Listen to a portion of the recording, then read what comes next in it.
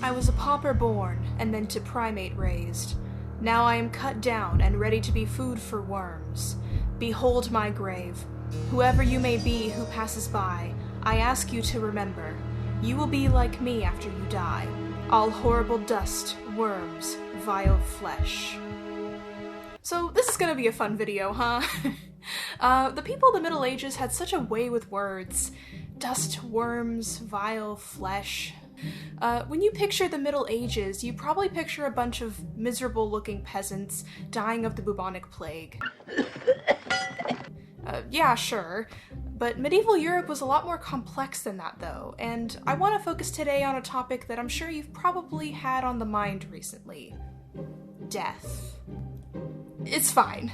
So yeah, big ol' content warning for discussions of death, some gross, gory things, and general tough subjects.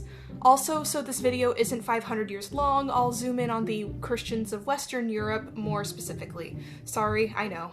But I'd like to look elsewhere in the map in the future. The Western world's attitude towards death in the Middle Ages was as complex as it is today. The factors contributing to how and why are completely different, but there is no question that our contemporary death culture is influenced by the practices maintained back then. By death culture, I mean the ways that we treat, interact with, and think about death. For medieval European society, Christian death ideology centered around the notion that death is not an end, but instead a transition into the eternal existence of the soul. Whether that be heaven or hell, the concept of hell, by the way, was new in the Middle Ages, we retain the constant elements from the Middle Ages, such as religion, certain burial practices, and a fascination with death, but the execution is very different. Fear drives us, and always will drive us, no matter what form it takes. Despite the drastic changes in our cultural attitude towards death in recent centuries, our modern invisible death society is born out of Christian medieval traditions that instilled in us a fear of our own mortality. To fully understand how European medieval people dealt with death in their lives, it's necessary to first look at the church.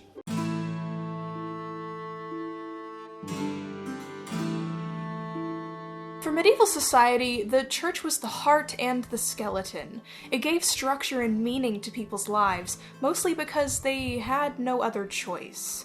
Death has always been of great interest to humans, be it because of the great unknown, or because of the boundless power that it exacts over our lives, and the minute ways that power can be wielded by humans. In terms of Christianity, Jesus Christ represents the triumph over death. Thus, death is not an end, but rather a beginning, as it was for Christ. Death, after all, is the central force and subject of the event that Christianity centers itself around. If Christ can rise again, then it is not impossible then for the average human to also rise again during the second coming. If you live in America and know any evangelicals, this bit might sound a little familiar. The belief that the dead could truly still affect the lives of the living was absolutely unquestionable. It was not uncommon to find stories of the dead being taken over by demons, or rising again to curse their neighbors, or even rising to do something as menial as kneading dough for bread, which is absolutely what I would do if I rose from the dead. So if the existence of the afterlife is certain, then the only question left is the specifics of it and how to attain access to it. Christian authorities regarded life as one's biography, like an entrance exam to be passed. On the day of death, one would engage with the final judgment, during which God or Christ, whoever's on jury duty I guess, would preside over all of the soon-to-be deceased's life accomplishments. This judgment was said to take form in the exact dying moment, during which the dying one would see their life flash before their eyes before slipping out of their mortal form. You're probably thinking, whoa, I thought the final judgment was when the end of the world comes. Why are you saying that it happens every time someone dies? Well, there's a good reason for that, and you're right to a point. You see, the final judgment as a concept of something that happens at the end of the world when Christ rises again was the popular idea until a point around the 13th century, when the idea shifted more towards the idea of one's life being a biography, and therefore the courtroom sort of took place in the bedchamber of the dying person, which is where the, at the time, new concept of Christ being the judge at the end of one's life, and at that moment determining who got into heaven and who stayed in purgatory or whatever, That's when that came about. But of course, that concept of the final judgment is something that happens at the end of the world during the apocalypse, when the second coming of Christ happens, obviously didn't die out. I mean, that's still a thing that people believe today. So in that older concept, it was like, the day when Jesus Christ rises again, and all of the good Christians who have been baptized and at least in the medieval period, buried on consecrated ground, would then be called to rise again and go into heaven, and all of the sinners or non-believers would then be doomed to purgatory. I hope that makes sense. One of the most common themes in medieval literature describing the time of or the days leading up to a person's death was regarding a sense of knowing. Often people were recorded saying a phrase along the lines of, "I know my time has come," or "my end is drawing near." Death was so omnipresent that people simply accepted their fates. This acceptance was often shown in the form of effigies on the briefly popular transitombs, in which the top level showed a sculpture of the deceased in a lifelike sleeping state, and below it was a sculpture of the deceased as an emaciated skeletal corpse. Many of these transitombs bore rather confrontational inscriptions, much like the epitaph of the tomb of Henry Chichele, who died in 1443, the one I quoted earlier. Despite this ungilded and gritty attitude regarding death and decomposition that many people had, especially in the midst of massive mortality rates during the plagues and famines, within the church it was still a supreme failure of man to become decomposed. This is part of the reason why exhumed saints, who remain lifelike, are deemed incorrupt, though this title varies in definition by nature and is no longer honestly utilized today. As Elizabeth Harper of the Order of the Good Death wrote in her article on the subject, if rotting in the parish crypt was a big metaphor for punishment and purgatory, incorrupt saints seem to say, "Thanks, but we don't need any time in purgatory. We're literally all good." Just like public ossuaries, incorrupt saints are seen as physical manifestations of souls in heaven. Although everyone knows and it's openly admitted that basically all incorrupt saints' bodies have been treated against decomposition in some way. Today, failure is embodied in our collective anxiety that once we've reached adulthood, we might have failed to reach the goals and expectations placed upon us in adolescence, a symptom of our industrialized society. St. Thomas Aquinas stated that burial is for the sake of the living, lest their eyes be revolted by the disfigurement of the corpse. Though stated centuries ago, the statement is still relevant to how we view the dead today. Burial traditions and rites may have changed in their details, but the overarching themes are the same. In the Middle Ages, Christian burials were handled almost entirely by the church authorities. Women, often the women within the family of the deceased, would wash the body before it would be purified with incense and holy water. If the dead was lucky, they had their final rites performed before they died by a priest. This was a very public situation. The dying person would be lying in their bedchamber, which was open for friends, family, and members of the community to come and go and mingle, and people would bring their children in to see the dying person, or the dead person, which is almost unheard of today.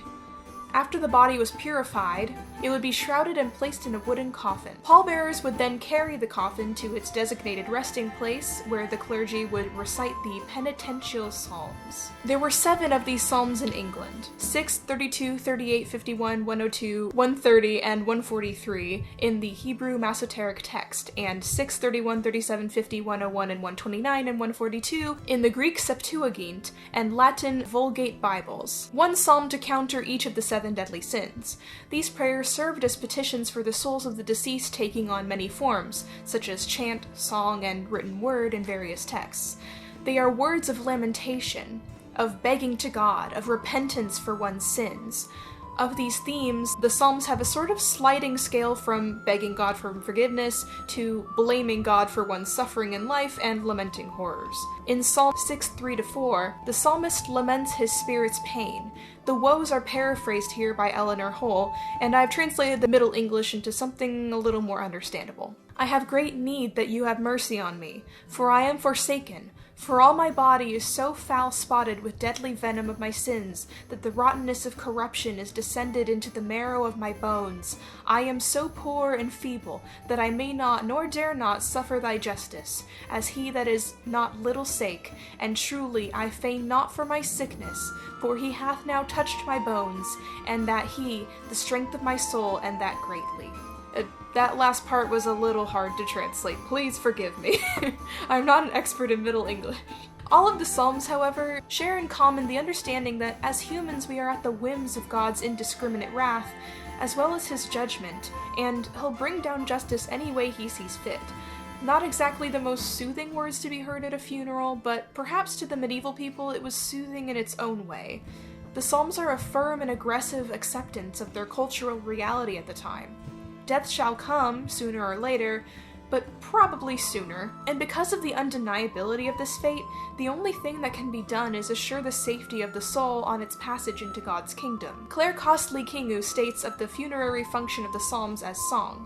Comprising the penitential psalms, the litany, the office for the dead, the placebo and dirige, and the commendations, plus on occasion the Psalms of the Passion, the sequence as a whole was recited both to shorten the period that the dead would have to spend in purgatory, and to help them endure their suffering while they remained there. When people died in the Middle Ages, there was no real guarantee that they would end up in heaven, as many religious folks ascribe to today. Actually, there was a vague understanding that most people probably didn't end up in heaven. Instead, your soul would go straight to a sort of purgatory after your judgment, and your family members and community could pray for your soul during that time in order to try and get you into heaven. That is the purpose of the penitential psalms. They were sung and chanted to God, making clear to him that this dead soul accepted his power and had duly suffered in life. If God is as righteous and true as is believed, these songs might shake him into allowing the poor mortal soul into his kingdom.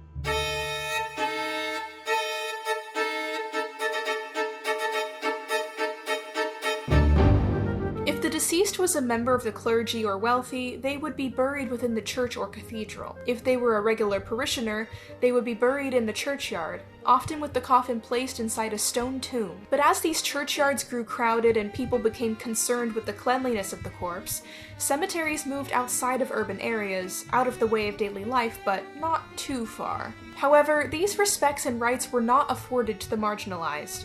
Those who were executed were buried face down so that they could not face up towards heaven. Those who had committed suicide were buried elsewhere on unconsecrated ground. Yet another damnation.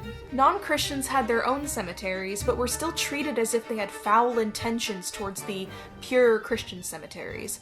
For instance, the gates of the urban Jewish ghettos would be locked at night to, apparently, prevent the Jewish people from wandering about the Christian burial grounds and mucking everything up. Lepers were forced to go through burial rites in life as a humiliation tactic.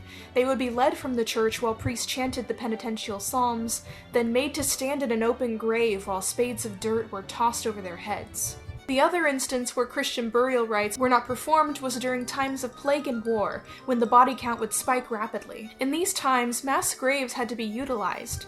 During the bubonic plague, for instance, mass graves were so numerous that it was not uncommon to see body parts washed up in the street after a big rain. Archaeologists have relocated many of these medieval mass graves from during the plague in London underneath what are now serene public parks. These parks are an intentional landscaping decision made when the Londoners were floundering for a solution on how to go about burying their urban dead. The plague was one of many times during the Middle Ages when people believed the apocalypse might be drawing near. The 4 horsemen of the apocalypse go as follows: famine, plague, war, and death. All 4 horsemen made an appearance during the Middle Ages in the most extreme forms imaginable. So it's no wonder people were awaiting the end of days. The bubonic plague, the 100 Years' War, and the many great famines that swept over Europe ended with a death toll in the millions. This is where the medieval belief in the final judgment comes back into play. Many churches contain images of the apocalypse, with the 4 horsemen and the angels trumpeting as Jesus Christ looks on. Christ, the judge, is often placed in the center of the composition, sometimes seemingly indifferent to the wailing and pain of the people below, and other times reaching out to them. I guess he couldn't be bothered. This theme mirrored itself in secular art under the label of the danse macabre genre. Danse macabre, or to dance with death, became a genre born of great suffering. In it, people are depicted or written as literally dancing with death personified, as a corpse or a skeleton wearing a crown or anything in between. Sometimes they dance on top of graves, other times in the midst of bloody battle, but the most famous work of the genre is, obviously, Danse Macabre, a symphonic piece composed by Camille Saint-Saëns in 1874. Alternatively, the oldest known musical work of the genre is Matachin oder Totentanz, composed in 1598 by Auguste Normanger. Two drastically different times, but the same call to dance with death and remember that we will all one day die. Memento Mori, like Danse Macabre, has become its own sort of genre over the years. Originally an ancient Latin concept, its basic message is, remember that you will die. The manner in which it's presented to reach a means to an end differs with the eras, though. In the pre-medieval world, Memento Mori often went, you will one day die, so drink and be merry. It was a cry to not worry so much and enjoy life while it lasts. It makes sense considering how fleeting the lifespans typically were in those days. When we reach the medieval period, though, the message shifts a bit in order to suit the Christian climate. It then goes, you will one day die, so think not of earthly pleasures and devote yourself to Christ. Surely this made sense at the time, but no matter how it's presented, Memento Mori is a powerful motto, one that we scarcely think to practice today. It isn't to say that people didn't fear death, they absolutely did. And fear is the driving force of the Middle Ages. That's just the nature of a society dominated by the church. Though elegies were not highly common at the time, they did exist in the form of chant and poetic song. Many scholars believe that the original Beowulf poem is an elegy mourning the death of the great hero it speaks of, but mourning the dearly departed was not the only way death wove its way into song. Liturgical chants spoke often of the impending apocalypse and final judgment, like in the Song of the Sibyl, which was written in the 10th century. The lyrics describe the scene of the judgment. On the day of judgment, he will be spared who has done service. Jesus Christ, King of the universe, man and true eternal God, from heaven will come to judge, and to everyone will give what is fair. Great fire from the heaven will come down. Seas, fountains, and rivers all will burn. Fish will scream loudly and in horror, losing their natural delights. Before the judgment, the Antichrist will come and give suffering to everyone, and will make himself to be served like God, and who does not obey he will make die. And so forth. Despite its clearly aggressive and morbid proclamations, this chant is actually performed at many Mediterranean churches every Christmas Eve since the medieval era. To our ears today, the lyrics sound a bit like a threat, maybe a lot like a threat, but at the time it seemed like a common description of the undoubtable days to come, like a medieval weather report.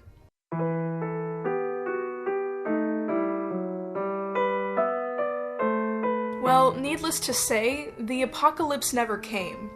People survive and endure, but the way we treat our dead has evolved exponentially since the Middle Ages. That doesn't mean, though, that the same fears that drove medieval practices did not survive as the people did. On the coattails of the Renaissance and the Enlightenment era, death began to become a highly romantic concept.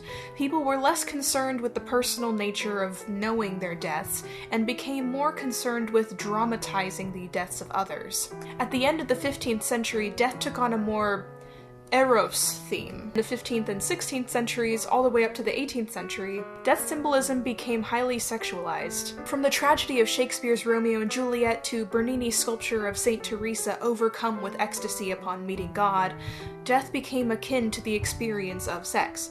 This is because of what death and sex have in common. They are both ruptures in the monotony and routine of daily life. Not an end, but a break. Death is not a finality to these people, but rather a transient state of being. The moment of death is the climactic point of one's life to the people of the Romantic era. As the age of industrialization drew near, enlightened minds became highly concerned with the safety of the corpse, as in whether or not it was a public health hazard. They believed that the scent of decomposition and rot was miasmic and could infect the living with airborne illnesses, or that touching the dead was dirty or infectious.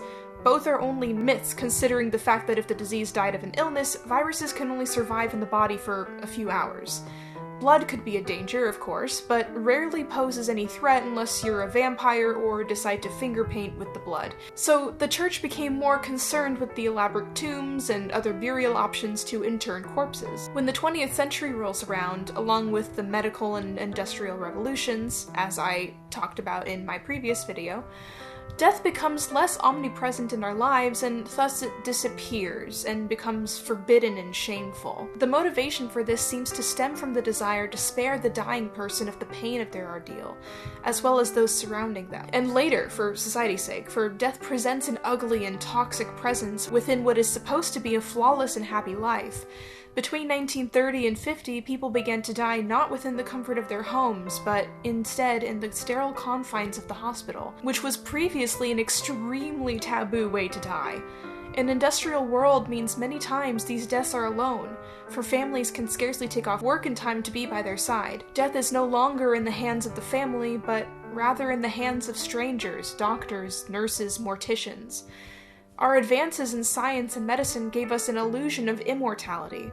We avoid thinking about our own death so much that we often don't need to until we are faced with it ourselves or in others. And even then, the raw aspects of death and dying are hidden or masked from us, be it by doctors or funeral directors.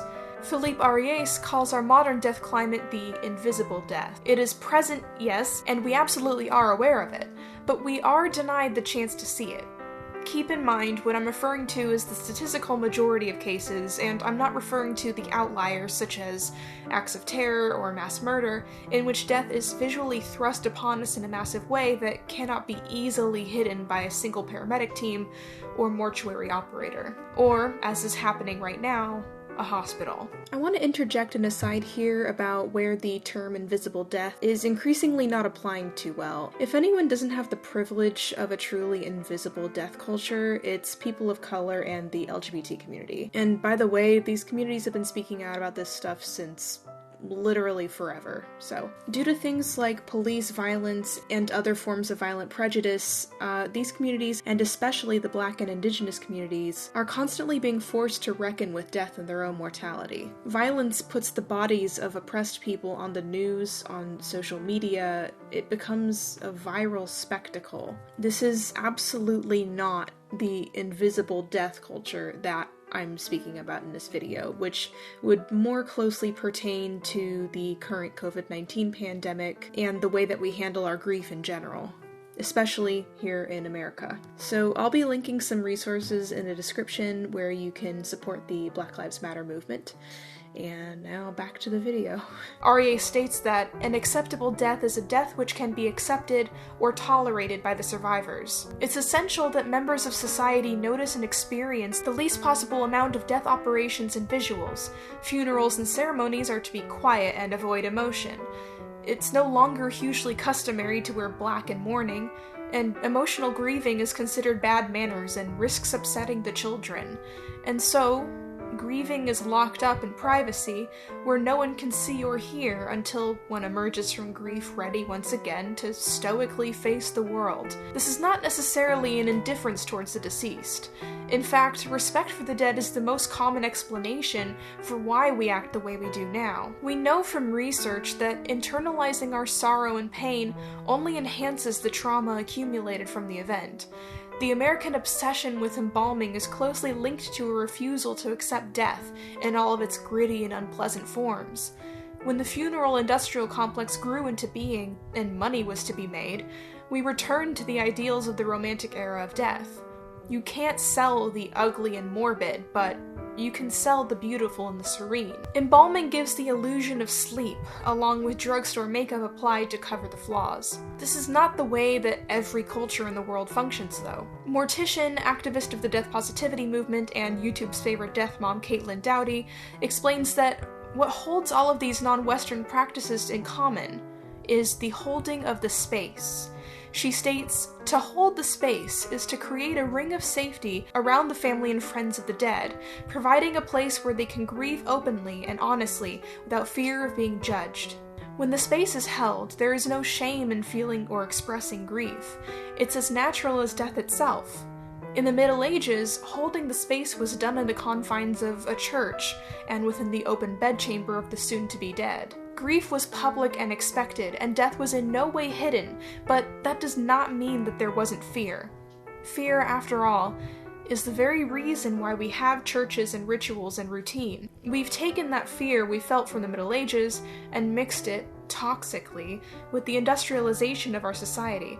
And I would argue, a great reckoning with the way we address death, especially here in America, is more important right now more than ever. In the middle of the COVID-19 plague, over 200,000 people in this country, as of the making of this video, have died here, and we have not yet had a cultural nationwide form of reckoning with that loss. Political strife that absolutely does influence this aside, now is a vital time for us to really think about that number, let it sink in, and do whatever we feel best to allow ourselves to acknowledge it rather than pretending it isn't happening. Because ignoring death is a straight ticket to allowing the suffering that caused those deaths to happen again and again. So, whether it be to the chants of a priest or the solemn words of a funeral director, those of us who live in the Western world have always operated around death in varying degrees of fear. There is no blame in that. But the difference of the eras lies in the fact that while those living in the medieval world had no choice but to live in a world of visible death, the technological and cultural advances of today have afforded us the pseudo-luxury of the invisible death. Ignorance is bliss, of course, but the trauma we accumulate from that willful ignorance and suppression of our own grief is doing us more harm than good. In search of a space to be held, as those in the medieval period were, perhaps we can discover a better solution free of the judgment of God or the obscured capitalistic practices of the traditional funeral industry. Only then can we find the good death. Sorry for such a dark video, but hey, if you made it to the end here, good job. I think that topics like this are extremely important to discuss, especially right now, and I think it's important to address how complex medieval life really was, too, and medieval death for that matter. So thank you so much for watching. Much like the people of the Middle Ages, we're living through a plague right now, so wash thy hands, wear thy mask, and don't forget to research your local props and elections.